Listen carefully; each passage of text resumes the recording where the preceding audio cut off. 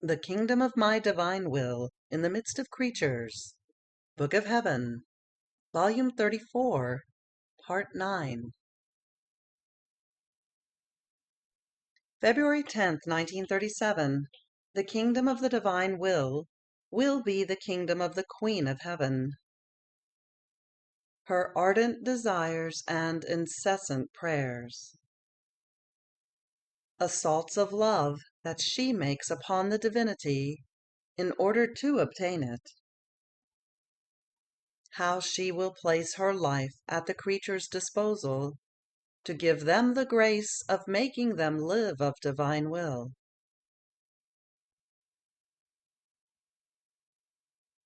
I felt all immersed in the divine volition.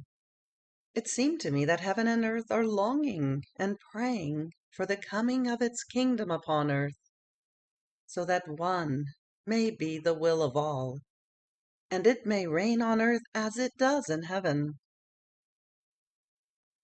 To this did the Queen of Heaven unite herself, who, with her ardent sighs, invested everything, moved and united all to herself, angels, saints, and all creation, to ask with her same sighs, and with the same divine will that she possesses, for the Fiat to descend into hearts, and form in them its life.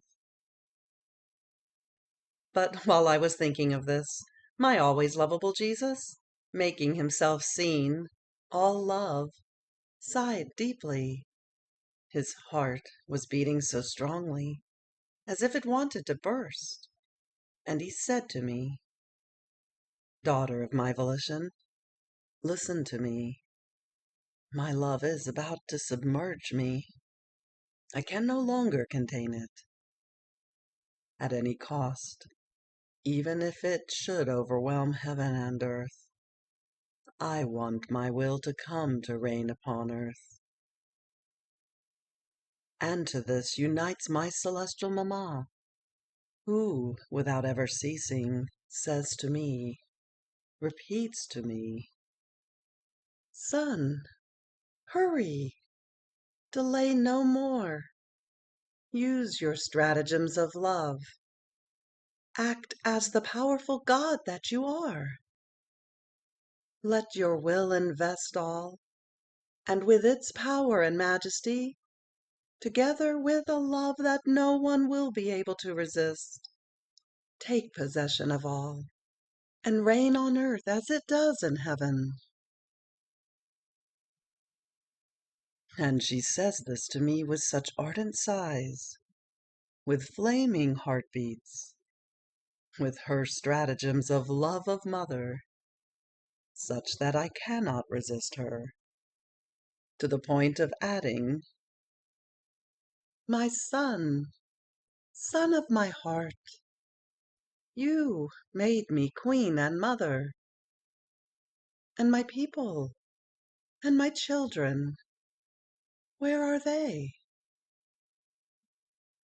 If I were capable of unhappiness, I would be the most unhappy queen and mother, because I possess my kingdom, but I do not have my people that would live of the same will as their queen.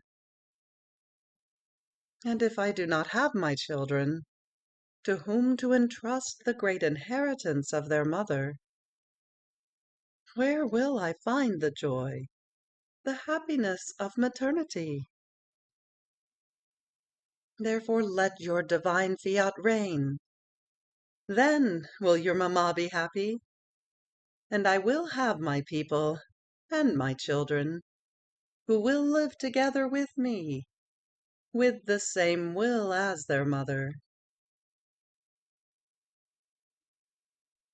Do you think that at this speaking of my mother, which resounds constantly to my ear, and sweetly invests my heart with continuous darts and wounds of love, I can remain indifferent?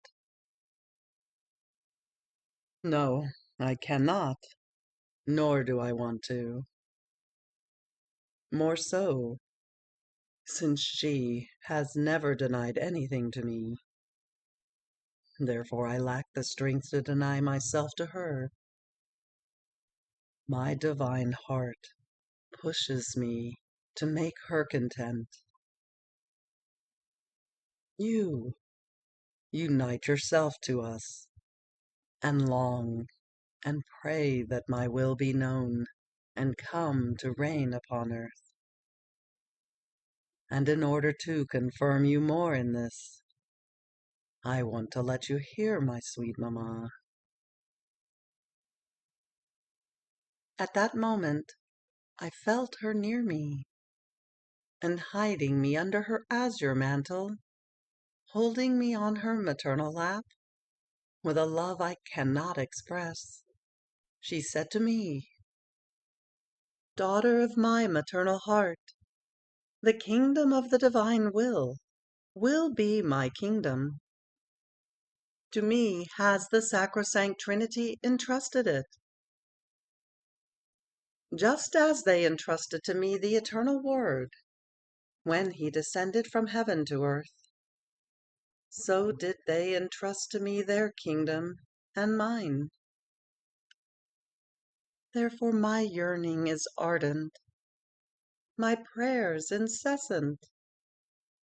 I do nothing other than assault the most holy Trinity with my love, with the rights of queen and of mother that they gave me, so that what they entrusted to me may come out to light, may form its life, and my kingdom may triumph on the face of the earth. You must know that the desire that ignites me is so great that I feel as if I had no glory, while I have so much of it that heaven and earth are filled with it. If I do not see the kingdom of the divine will formed in the midst of my children, because each of these children that will live in it will give me so much glory as to redouble the glory I possess. So, seeing myself deprived of it, I feel as if I did not have the glory of queen and the love of mother from my children. And this is why in my heart I call them constantly, and I keep repeating, "My children, my children, come to your mamma. Love me as your mother, as I love you as my children." If you don't live of that same will from which I lived, you cannot give me the love of true children, nor can you get to know the extent of my love for you. You must know that my love and my ardent longing for this kingdom to exist on earth is so great that I descend from heaven. I go around from soul to see who is more disposed to live of divine will. I spy on them, and when I see them disposed, I enter into their hearts and form my life in them as preparation, honor, and decorum of that Fiat which will take possession of them and will form its life in them. Therefore I will be inseparable from them. I will place my life, my love, my virtues, my sorrows at their disposal as a wall of insurmountable fortitude, that they may find in their mother whatever is needed in order to live in this kingdom so holy.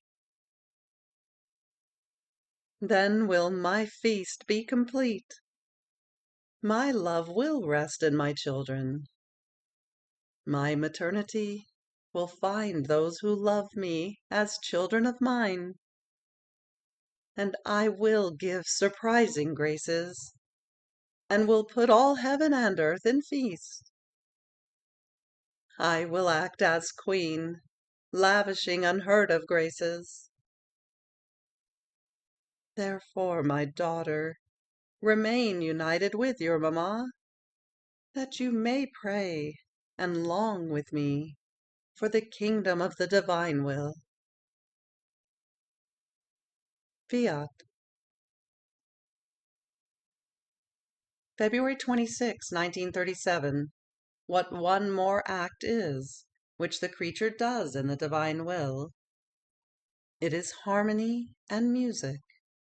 It is to overwhelm heaven and earth. It is for her to settle in God, and God in her. I feel my little and poor soul being surrounded by the divine will, inside and outside of me, to the right and to the left.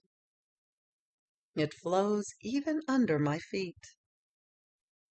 It runs everywhere around me to say to me, "It is I who form your life, who warm you with my warmth, who form your motion, your breath.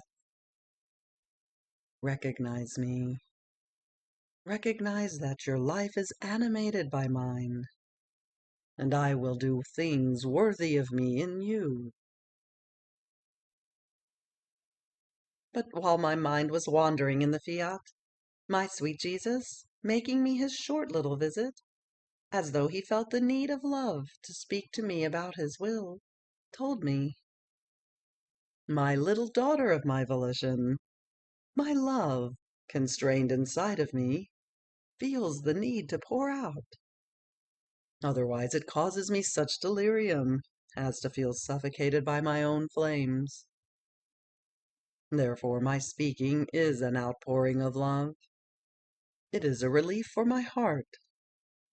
And in order to feel refreshed, I keep looking for one who wants to listen to me. Now, listen to where my love reaches, and the great prodigy of the operating life of my will in the creature. One more act that the creature does in my will is one more harmony that she launches between heaven and earth. It is new celestial music that she forms for her Creator, which is so pleasing to him, more so since it comes to him from the earth. In fact, the things of heaven are all our own. No one in the celestial fatherland can say that he gives anything to us, but we are the ones who give to them, as we delight and beatify all. On the other hand, the soul from the earth can say, "I give to my Creator," and we, feeling captivated, give again our will as life operating in her, so that she may form for us more beautiful and new melodies. How beautiful it is to hear our heaven on earth, to hear the new celestial melodies that are unleashed from the pilgrim soul. All heaven makes new feast, and we feel that the earth is ours too, and we love it more. Each additional act that is done in my divine will is like drawing heaven and earth into it, because all, angels and saints, run into that act, even the creation itself, to take their place of honor in the operating act of my will. No one wants to remain outside of the act of my divine fiat. The true centralization takes place of everything and of everyone. Nor could my will do without letting all those who live in it participate in that act. Whenever it operates, my will wants to enclose everything and give everything, because it knows not how to do incomplete acts, but rather fulfilled and with the fullness of all goods. But who can tell you, my daughter, what happens in this drawing of heaven and earth into that operating act of my will in the creature? That motion of all, each one wanting its place in that act. Such marvels take place, such unheard of prodigies, such moving scenes, that the heavens are stupefied and remain ecstatic before the operating power of my will. But where? In the little circle of the creature, and they remain with the yearning to be drawn again into the operating act of my will in her. Oh, how they long for it! They feel more embellished, and experience the beautiful happiness of the conquering act of my will in the creature, which they don't have in heaven, because up there are no conquests, nor can they acquire them. What they have done on earth sets for them a "that's it," and no more. But this is not all yet. One additional act done in my will is like God incorporating himself in the creature, and the creature in God. It is their settling within each other, and the life of one flows within the other, almost like blood in the veins. It is the fusion of the human heartbeat in the eternal heartbeat, and the creature feels within herself as life the love, the sanctity, the life of her Creator. And the Eternal One feels the little love of the creature flowing within himself, which, living in him, forms one single love and one single will. Each breath, heartbeat, and motion are wounds, arrows, and darts of love that she gives to He who created her. And oh, the whole of heaven remains as though stupefied, as they look to God and find the creature fused in him, loving with his love, and a conquering love. And they look to the creature on earth, and find their Creator, who, while keeping his throne in her, lives together with her. These are the greatest excesses of our love toward one we so much love. When we find the creature being disposed, and she denies nothing to us, we do not look at her littleness, but rather we look at what we ourselves know how to do and can do. Indeed, we can do anything, and making a display of our love and of all our divine being, we invest the creature and let ourselves be invested. And we do great things worthy of us, but with such magnanimity that all remain astonished and stupefied. It is enough to tell you that for one more act that is done in our will, as if we were in need of the creature, we give so much that we increase greater bonds of union and of love on both sides, and we reach the point of giving her new rights over our divine being, and we over her. This operating act of our Fiat in her is so great that the centuries are not enough to tell what happens in it, nor can the angels or the saints tell all the good it contains. Only your Jesus can tell you all the good that is formed in this act, because I, being the operator, I can tell what I do, and the great value I put into it. Therefore, be attentive. Greater content, love, and glory you could not give me than by lending me your little acts, your little love, to let my will descend into them and let my will operate. Its love is so great that it feels the need to have its field of action in the little acts of the creature. Fiat. March 6, 1937. Creation. First means of help in order to form the life of the divine will in us. Second, God Himself directly. Third, the circumstances of life. I continue to swim in the immense sea of the divine volition, and I thought to myself, but how can the creature form this life of the fiat within her? I feel so small that it seems impossible to me. Perhaps to live inside of it is easier, because I find so much space that I cannot see where its boundaries reach. But to enclose it inside of me, I feel I lack the space to be able to do this. And my always lovable Jesus, with his usual goodness, told me, "My daughter, you must know that our power is so great that we take delight in forming our life within the littleness of the creature, as long as it is not cluttered with other things that do not belong to us.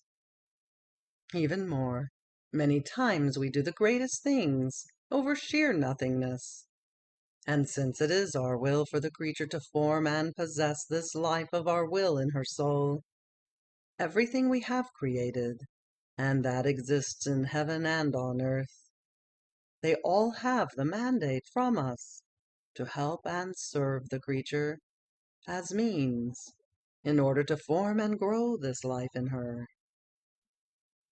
So the first thing that is there to communicate and make the creature feel the power, the love of my will, is the whole creation. Creation has this virtue given by us, that while it increases, nourishes, helps, and sustains the natural life, in the same way, penetrating inside the soul by means of the human acts, it penetrates into the soul and performs a double office.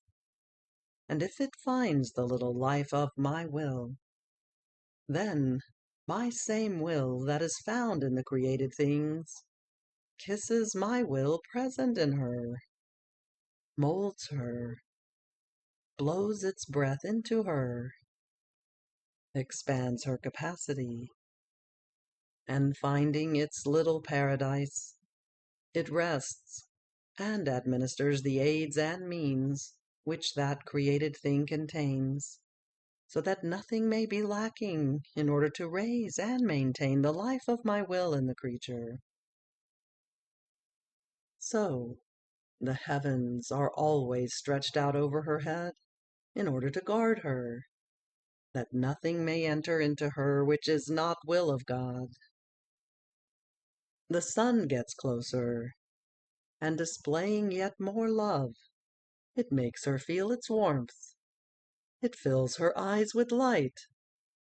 It invests her hands and feet, and making a way into her soul, it fills her with the love, the light, the fecundity of which it is filled by my will. And it leaves the deposit of its warmth, of its light, so that the creature may live only of love and of light, things which belong to my will. And this sun, following its course, forms the beautiful flowerings, the variety of colors, and all the rest, for love of one who possesses my will. It can be said that each time the sun invests the creature, my will visits the creature to see whether she wants anything. to make sure she lacks nothing in order to make its life grow in her. What have I not done, and would not do, in order to obtain my intent of forming the life of my fiat in the creature? Therefore, the air, while it serves to give breath to the body, serves to give the breath of my will to the soul.